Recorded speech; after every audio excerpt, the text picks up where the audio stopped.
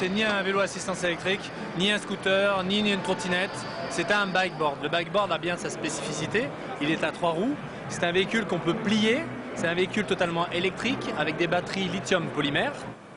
Pour se faufiler ou pour flamber, voici le dernier cri du transport à taille humaine. Ce petit bolide peut atteindre 25 km/h. Il vous en coûtera quand même 2500 €. Très pratique en ville. Pour ceux qui affectionnent un look plus vintage, voici le e-Solex. Il n'a du vélo Solex que la couleur, la forme et le nom. C'est déjà pas si mal, mais il est désormais électrique.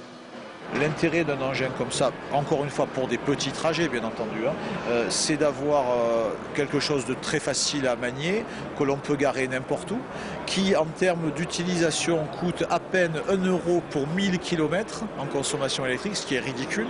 C'est quasiment 20 ou 30 fois moins cher qu'une petite voiture. En plein boom, également, le scooter électrique avec une autonomie toujours plus importante. On préconise une batterie en supplément pour moins de 200 € prix de vente publique.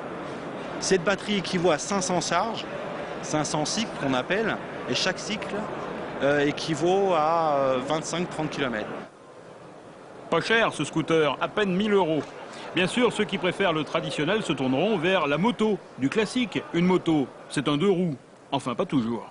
Avec 3 roues, on ne tombe plus dans les virages, on ne perd pas l'avant comme une moto, donc on n'a pas besoin d'être un vrai motard pour conduire.